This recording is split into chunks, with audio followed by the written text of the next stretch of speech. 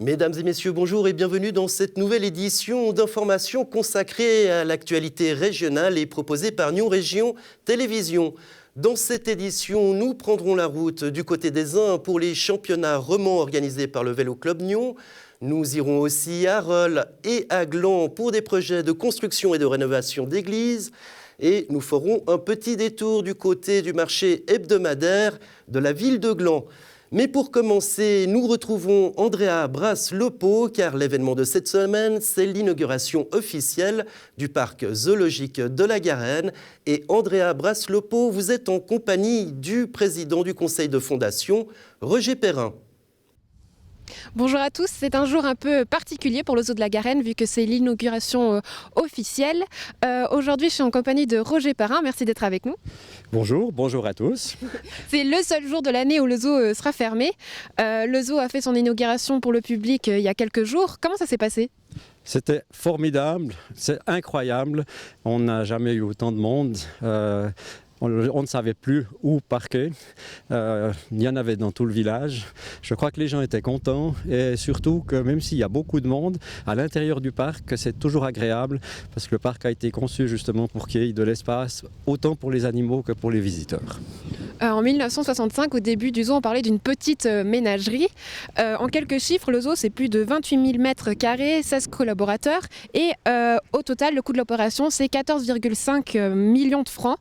Quel est le bouclement financier qui reste à faire ? Alors les 14,5 millions sont complètement financés, c'est une super nouvelle.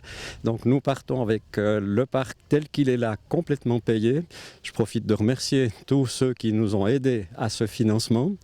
Et puis effectivement, les visiteurs auront pu voir qu'il y a un certain nombre d'endroits où nous avons prévu des étapes suivantes, notamment pour une volière de 400 mètres carrés pour recueillir les animaux qui ont passé en centre de soins et que nous ne pouvons pas lâcher dans la nature et que nous pourrons mettre dans cette volière. Il y en a quelques-uns qui sont déjà en attente de venir dans cette volière. Un parc et un bassin pour des loutres, le complément de la filière des chouettes et encore des équipements dans la forêt pour les espèces forestières. Et ceci pour un montant de 3,5 millions. L'ancienne parcelle du zoo, qu'est-ce qu'elle va devenir ? Alors l'ancienne parcelle est déjà vendue et la vente de cette parcelle constitue les fonds propres que la Garenne a pu apporter pour la construction du parc. Ce déménagement dans un site 5 fois plus grand que l'ancien donne une nouvelle identité au zoo. Laquelle ? Alors oui, la Garenne reste la Garenne, c'est toujours le parc qui est là pour accueillir, soigner les animaux, les remettre dans la nature, présenter les espèces protégées, élever pour les espèces en voie de disparition. Ça reste. Mais effectivement, pour la présentation des animaux, le parc change complètement de philosophie puisque nous visons à ce que les visiteurs ne viennent pas voir, mais vivent une expérience. Et c'est une nouvelle forme de parc. On peut entrer dans les volières. Il y a peu de grillage et c'est vraiment une nouvelle aventure et c'est une expérience à vivre. Roger Perrin, merci pour ces précisions. Quant à nous, je vous propose de vivre cette expérience dans quelques minutes avec Michel Gauthier-Clair. Le parc zoologique de la Garenne, c'est plus d'une centaine d'espèces allant de la fourmi au loup et on vous retrouve sur place Andrea Brasse-Lepeau, mais cette fois en compagnie du directeur du parc zoologique de la Garenne, Michel Gauthier-Clair.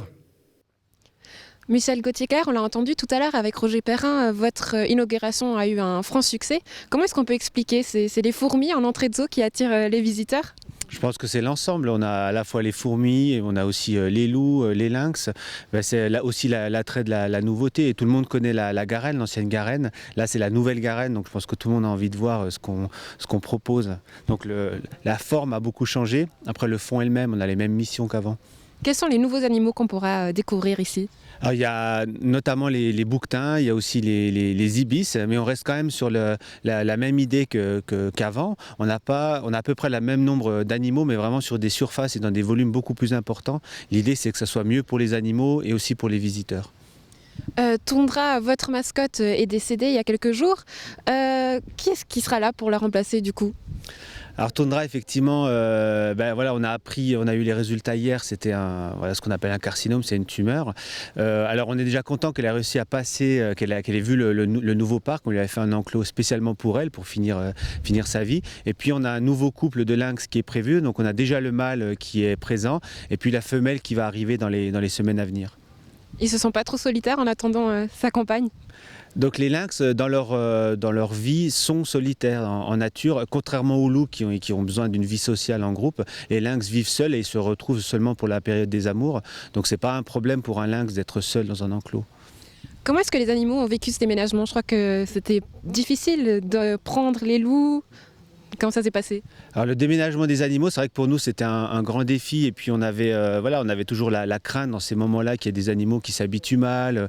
Après des fois on a des maladies qui émergent parce qu'ils sont un petit peu plus sensibilisés. Et c'est vrai que on est content parce que tout s'est bien passé pour tout le monde. Tous les animaux de l'ancienne Garenne en fait ont bien fait le déménagement, sont bien adaptés à leur nouvel enclos.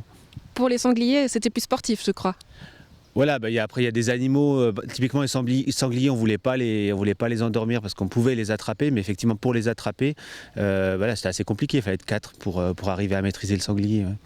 Et puis quand on parle de la Garenne, on parle surtout de la volière la plus grande d'Europe avec ses 28 mètres de hauteur. Comment ça fonctionne? Je crois qu'on est vraiment dans l'immersion vu que le public peut rentrer à l'intérieur de cette volière. Voilà, c'est la plus haute en fait, d'Europe, pas la plus grande mais la plus haute.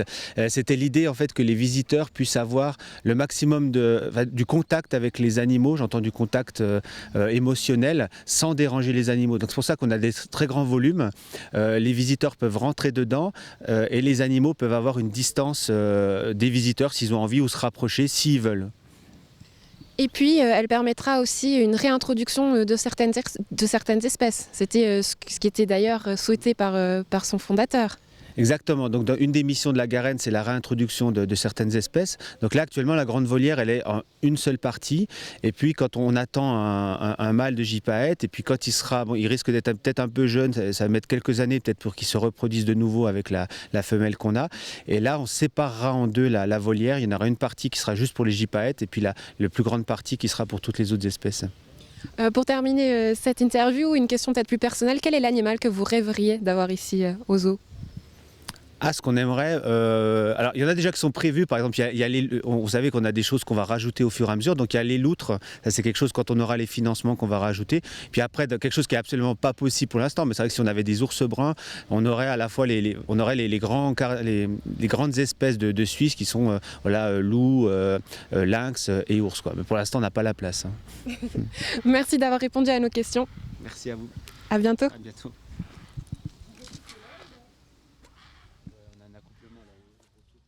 Les paroisses catholiques de Nyon et Rolle ont le vent en poupe, un dynamisme marqué à Gland par un projet rarissime puisqu'il s'agit de construire une nouvelle église et à Rolle où l'église Saint-Joseph sera rénovée. Pour en parler, nous recevons Madame Pascale Vollen-Weider, présidente du conseil de paroisse de Rolle, et Monsieur Roger Merlot, président du groupe de pilotage de cette nouvelle église glandoise.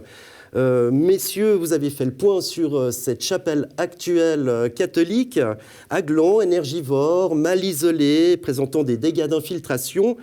Cette chapelle a fait son temps, il fallait la reconstruire.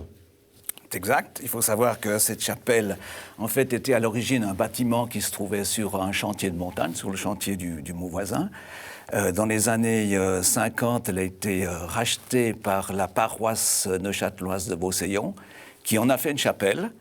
Et dans les années 70, la paroisse de Beauseillon a pu construire une église en dur, a démonté sa chapelle. Et à la même époque, à Gland, on avait un terrain, mais on n'avait pas de chapelle. Les personnes de l'époque à Gland ont acheté les éléments de la chapelle de Beauseillon, l'ont transporté à Gland, et on a construit la chapelle actuelle de Gland avec ces éléments-là. Alors, il faut savoir qu'à l'époque, la communauté de Gland avait relativement peu de moyens. Ils ont construit avec peu de choses. Ils ont beaucoup travaillé eux-mêmes. Beaucoup d'artisans ont offert des prestations. Ils ont pu construire cette chapelle. Mais naturellement, ça reste un bâtiment extrêmement léger. Et en 2010, on a eu un gros problème avec le clocher. Le clocher menaçait de tomber. Donc on a en même temps fait analyser la structure de l'église. On a constaté que la structure était saine, mais qu'il y avait énormément de problèmes, comme vous venez de le dire. Effectivement, des infiltrations d'eau dans les murs, un chauffage électrique direct qui coûte extrêmement cher, enfin tout un tas de problèmes. Et nous avons donc mandaté un bureau d'architectes. Le bureau d'architectes nous a présenté un devis de 1 million. Et à ce moment-là, on s'est dit que ce n'était pas responsable de mettre encore de l'argent sur un bâtiment qui avait déjà tellement vécu. Donc, nous avons décidé de prendre l'option construction d'une nouvelle église. Vous le dites, hein, c'est rarissime de construire une église. Est-ce qu'en Suisse, il y a d'autres projets où vous savez de quand date le dernier projet de construction? Alors, pas du tout. Actuellement, je ne crois pas qu'il y en a. Il y a eu un projet tout près de chez nous à Genève, une église qui a été construite à la rue de Lausanne à Genève, une église ronde. Peut-être pour certains, on la connaît. Mais à mon avis, actuellement, il n'y en a pas. Et vous, Madame Vollenweider, reconstruire une église, c'est aussi une option que vous avez envisagée à Rolle? Alors, pas du tout, puisque nous avons une église catholique. En plus, elle a la valeur 2 sur le point de vue du patrimoine. Donc, c'est plutôt dans l'intention de la rénover.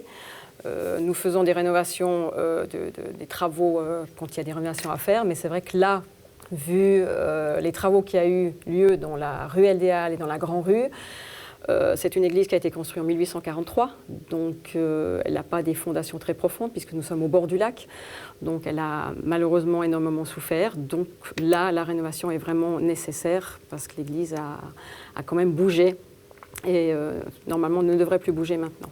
Alors, c'est une rénovation de fond en comble, hein, on part du sous-sol quasiment pour arriver jusqu'au clocher, en passant par un nouvel orgue, c'est ça? Alors l'orgue, non, ce n'est pas un nouvel orgue, c'est la remettre en état, parce qu'elle a aussi souffert. Et pour remettre une orgue en état aussi, s'il y a des cailloux qui sont tombés à l'intérieur, coûte énormément cher. Donc c'est vraiment pas acheter de nouvelles choses, mais plutôt essayer de rénover et de remettre en état de ce que nous avons. Alors on va parler budget maintenant. J'imagine que c'est assez difficile de réunir les fonds. On a 2 exemples, un projet de rénovation, un projet de construction. Pour la construction d'une nouvelle église, vous misez sur un budget global de 4 millions de francs. Comment réunissez-vous les fonds? Alors, 4 millions. Actuellement, nous avons 1 million. Nous avons 1 million parce que nous avons des fonds propres d'environ 150 000 francs.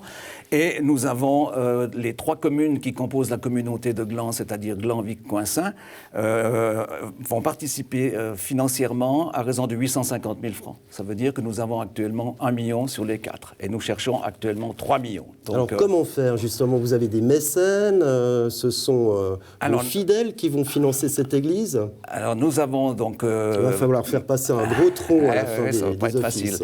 Facile, c'est certain. Nous avons donc organisé maintenant un groupe de recherche de fonds. Ce groupe, maintenant, est en train de s'organiser. Ce groupe va constituer un comité de soutien avec des personnalités de la région qui vont nous aider à ouvrir des portes, soit chez les entreprises, soit chez les privés, de manière à ce qu'on puisse trouver les fonds qui sont nécessaires. Vous, Madame Vollenweider, c'est 3 millions de francs qu'il faut réunir et vous pouvez compter sur notamment les anciennes communes du district de Rolle, les 11 communes. Alors j'espère qu'ils vont accepter parce que ça c'est encore une autre chose. C'est vrai que d'après la loi dans le canton de Vaud, les communes doivent subvenir à l'entretien et aux biens de ces églises. Donc nous sommes en pleine discussion pour le crédit d'études en ce moment. Pour ces grandes communes avancent déjà dans ce travail-là. Et ensuite, un préavis sera déposé dans ces 11 communes pour le projet final. Alors ça va vous ramener une partie de l'argent, mais comment réunir le reste de la somme? On parle actuellement de 850 000 francs, si je m'abuse, sous forme de préavis. Non, 480. En fait. Voilà. Alors là, nous avons proposé aux communes que, étant donné que nous avons aussi des fonds propres, nous allons avancer ce crédit d'études, tout en sachant que les communes, c'est dans le préavis, amortiraient ce montant en fonction, c'est le partage après en fonction des nombres de catholiques dont chaque commune rembourserait ou amortirait sur 4 ans. Quand on rénove une église, est-ce qu'on la réadapte au goût du jour aussi? Qu'est-ce que vous entendez par réadapter? Je ne sais pas, peut-être on ouvre plus certains murs, on fait des aménagements un peu plus contemporains. Alors, ce n'est pas une décision que nous pouvons prendre parce que toutes ces décisions de rénovation de remise en état, que ce soit de l'omban ou de l'autel. C'est sur la pastorale que ça se décide, donc c'est aussi une décision que l'évêché ou les prêtres doivent nous communiquer. Donc nous, en tant que conseil de paroisse, on est plutôt là pour voir le fonctionnement et qu'il y ait tout ce qu'il faut, mais après, à l'interne, comment les dispositions qu'aimerait, c'est surtout, je vais dire, la pastorale, les prêtres et l'évêque qui va nous contacter et nous dire voilà ce qu'il faut dans une église et pas plus. Et vous, Monsieur Merlot, vous avez les mêmes contraintes. Je rappelle que votre projet s'appelle Enclément de Saint-Benoît. Et ce qui vous a plu, c'est un projet moderne et lumineux. Oui, alors c'est vrai que c'est un projet moderne. Vous aviez le choix de l'église que vous vouliez? Nous avons lancé un concours d'architecture. 5 bureaux de la région ont accepté de jouer le jeu. Ils l'ont fait de manière très sympathique puisqu'ils ont accepté de travailler sans honoraire. Et le vainqueur du concours est le bureau Coretra de Nyon, avec une église effectivement qui s'appelle Entre les mains de Saint-Benoît, une église ronde avec la lumière qui entre par un disque qui est sur le toit et par le bas de l'église avec des fenêtres qui vont éclairer le bas de l'église. Donc je pense que ça sera un très très beau projet. Un projet alors qui est plus grand, 250 places au lieu des 160. Je vais finir avec une dernière question que je vais vous poser aux deux. Comment vous expliquez ce dynamisme religieux chez les catholiques alors qu'on dit qu'en général les églises ont plutôt tendance à se vider, Monsieur Merlot? Alors ce n'est pas le cas en tout cas à Gland. L'église actuellement a 160 places, elles sont très très très bien occupées. Une explication peut-être, on a beaucoup de jeunes familles. C'est vraiment une bonne chose. Et peut-être une explication, c'est que la ville de Gland est la ville la plus jeune de Suisse. Donc on a ici à Gland beaucoup de jeunes familles. Et ces jeunes familles fréquentent l'église, c'est très très bien. Nous avons maintenant prévu une église de 250 places. Nous avons simplement tenu compte justement de la fréquentation actuelle, mais surtout aussi de l'augmentation de la population à Gland dans les années qui viennent. Et vous, Madame Vollenweider, votre recette magique pour attirer les fidèles? Alors la même chose, nous avons aussi énormément de jeunes familles qui sont maintenant de plus en plus aussi, qui viennent habiter sur Rolle. Nous avons, c'est vrai que la majorité des catholiques qui habitent à Rolle et dans la région, ce sont beaucoup d'étrangers du pays du Sud, donc ce sont des gens qui viennent en messe. Et c'est vrai que sur le point de vue pastoral, il y a aussi énormément qui s'est fait. Les prêtres sont beaucoup plus interactifs, sont beaucoup plus proches aussi des paroissiens. Donc il y a une autre relation qui se fait avec les fidèles qui, je pense, est une belle approche. Pascal Vollenweider, Roger Merlot, merci beaucoup d'être venus sur notre plateau vous présenter vos projets respectifs. Et l'on passe au marché hebdomadaire de la ville de Gland. L'an dernier, c'était la grande première et cette première a été couronnée de succès. Du coup, les autorités ont décidé de remettre le couvert. Toutes les explications dans le sujet qui suit.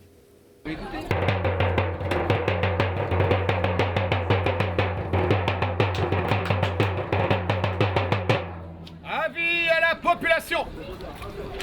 L'an passé, la ville de Gland a institué un grand marché hebdomadaire de produits alimentaires locaux et régionaux.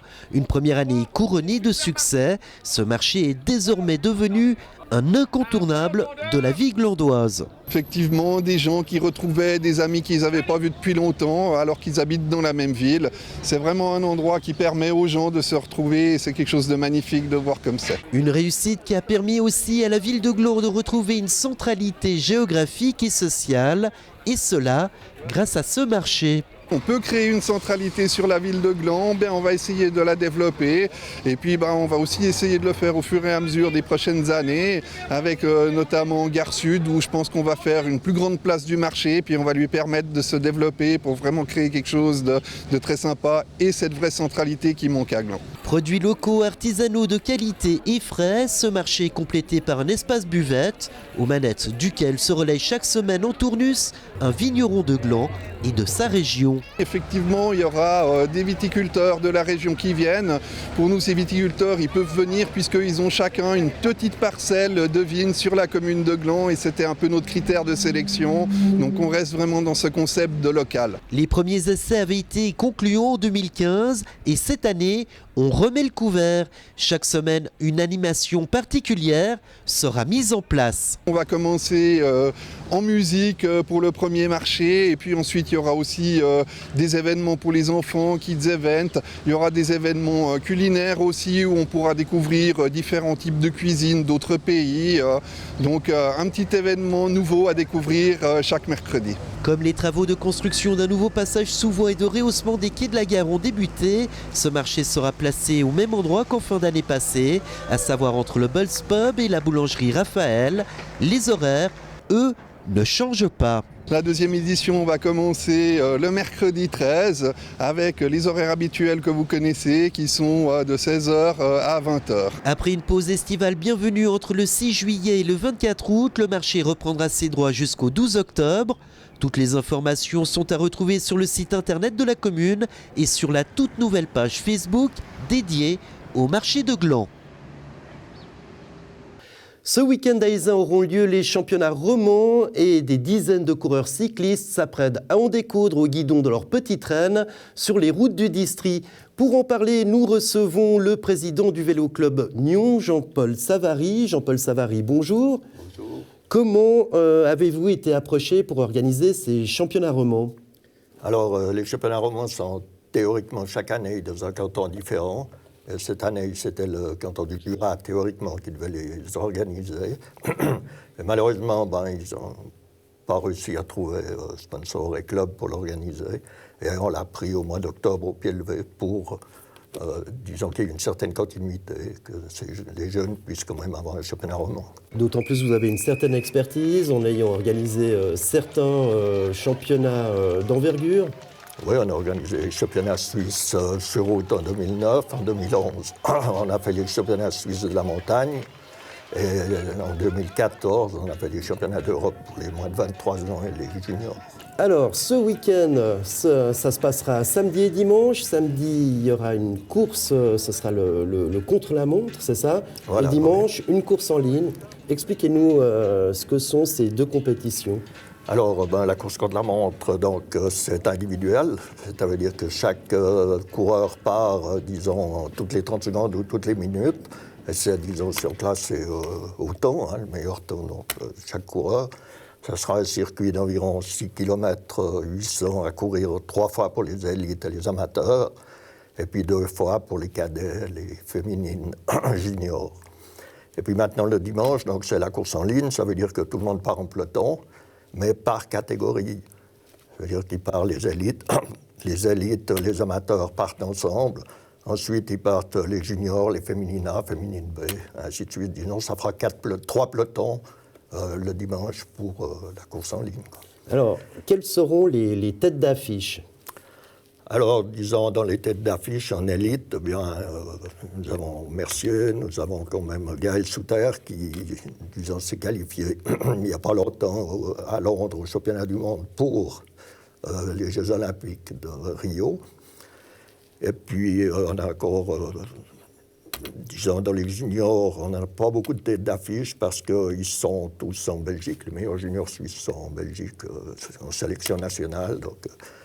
Mais disons, si on prend élite, autrement, bien sûr, on a, disons, dans les invités, on a Jeannie Longo qui... Alors justement, Jeannie Longo, même si on n'est pas dans le cyclisme, on la connaît. Comment avez-vous réussi à avoir une telle personnalité pour cette épreuve? Bon, je pense que Jeannie a quand même passé 50 ans, donc elle n'est plus en équipe nationale, elle ne fait plus de grandes courses nationales ou internationales. Je pense que, disons, son plaisir, c'est de participer justement à des courses comme des championnats romans, comme des courses de ça. Et puis, c'est quand même une course structurée, ça veut dire qu'il y a une certaine sécurité, il y a tout, donc mais c'est elle qui a demandé à participer. Alors, quand on parle cyclisme, évidemment, on ne peut s'empêcher d'aborder la question du dopage, et notamment cette nouvelle forme de dopage, qui est le dopage mécanique, qui arrive. Est-ce que même au niveau des championnats romans, on est attentif à ça, on contrôle les vélos, les coureurs? Alors bon, les vélos, oui, puisque contre la montre, de toute façon, tous les vélos sont contrôlés, puisque on n'a pas le droit d'avoir certaines formes de guidon, certaines, disons, autour de selle, tout est vraiment bien cadré. Maintenant, bien sûr, dans les cadres, nous, au championnat roman, on n'a pas les moyens disons, de vérifier s'il y a quelque chose dans le cadre. Mais bon, je pense qu'à ce niveau-là, il n'y a pas... Vous ne craignez pas de triche? Risque. Non, je ne pense pas. Eh bien, Jean-Paul Savary, on vous souhaite plein succès pour l'organisation de ces championnats ronds qui auront lieu, je le rappelle, ce week-end à Ézin. Nous sommes arrivés au terme de cette édition et je vous rappelle que vous pouvez suivre et revoir nos programmes sur notre page Facebook et notre site internet. Un site internet qui sera mis à contribution puisque l'affiche de la 41e édition du plus couru des festivals régionaux, je veux bien sûr parler du Paléo Festival, sera retransmis la semaine prochaine sur notre site internet. Ce sera mardi. Voilà, à la semaine prochaine, vous retrouverez à cette même place Mike Pérez qui reviendra tout bronzé de ses vacances. Quant à moi, je vous dis à bientôt. J'avais juste plus la date. Merci.